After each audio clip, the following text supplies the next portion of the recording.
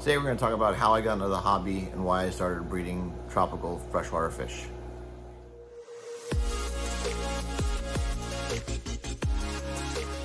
Just wanted to make a quick video on how I got into the hobby and why I started breeding freshwater tropical fish in my garage and future plans of what I want to do in the garage. So it all started when I was a kid. When I was in the second grade, we had a 10-gallon aquarium. I had a blue Gourami who I loved, named him Blue. He was really cool. The tank unfortunately fell and broke. Blue was the lone survivor, so I thought. As I got older in life, found out that mom went and got another blue Gourami. I had no idea when I was 8 years old. So that's pretty funny to find out when you're older, and I wonder how many people's parents have gone out and gotten them a pet that passed away that they didn't know about, just so the kid didn't be upset that day. That ignited my passion for fish when I had him, and from there I went to bettas. I ended up at one point in time having like 12 male bettas at one time. Back when Walmart used to sell fish, used to put them in the little betta tanks they used to sell, the little hexagons. My grandfather would pick me up once a week from school. We'd go to Walmart when they would get their shipment in, see what they got in stock. I'd usually get a new fish. Like I said, I had 12 at one point in time. Then in the 6th grade, my parents got me a 10-gallon aquarium for my birthday. Started out with guppies and that, some mollies, a betta, had red and blue gravel, nice colored gravel, a hang-on back filter back then. And that really got me going. I started breeding guppies in the 6th grade, and then I met a friend down the road, my buddy Nick. We're still friends till this day. He bred mollies, so between the two of us, we would trade mollies and guppies. Then we both started breeding bettas. He was successful in raising his betta fry. When you're in the 6th grade, and there was no YouTube back then, you didn't really know what you had to do. You went and got a book, read books on what to do. I got mine to spawn, but unfortunately the male ate the eggs, and that was, like I said, in the 6th grade. And then from there it progressed. I got larger tanks. I ended up getting some Oscars. Those were really cool. I really enjoyed having Oscars as a fish. We would collect wild fish in our area. So yeah, we'd catch those in the canals and breed them, and we had a bunch of fish. So then progressed on later in life. I stopped keeping fish for a while. And one year my wife got me a tank for my birthday, which was a couple years ago. That was my 75-gallon tank, and it just jump-started the passion all over again. I've gotten to the exotic plecos. I've got a bunch of those. I got 14 different kinds in my 175-gallon tank. I love that tank. It's in our living room / kitchen right now.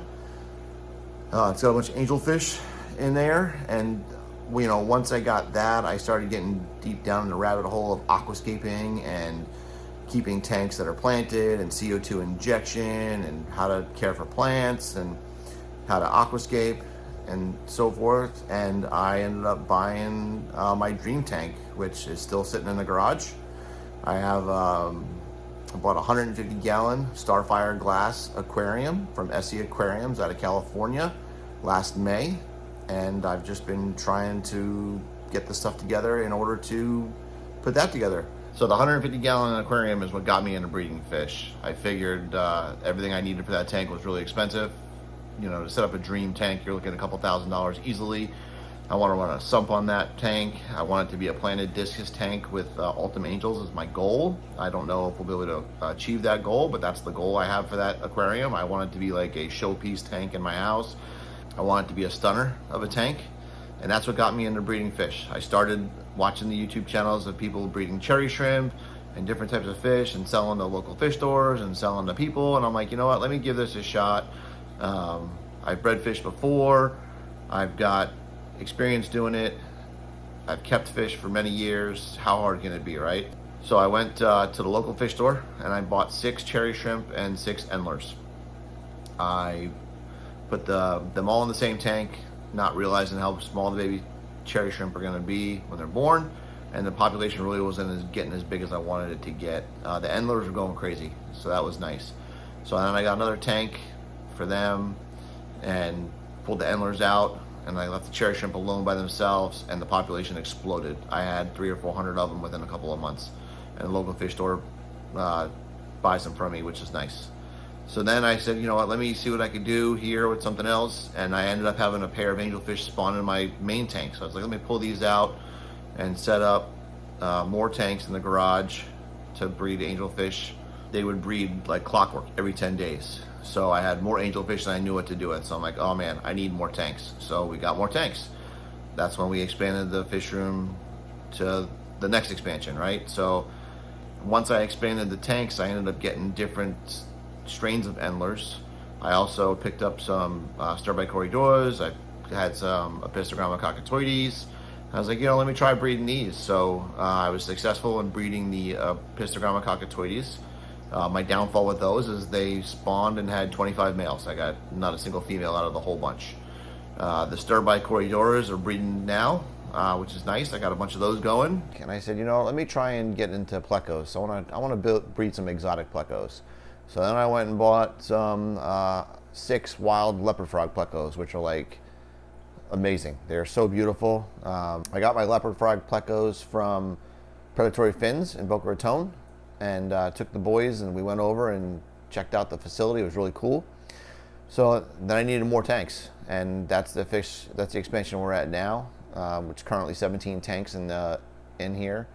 I've got different types of shrimp. I've got orange shrimp, cherry shrimp, the wild style, and I think the wilds are actually pretty cool because they get some pretty cool designs.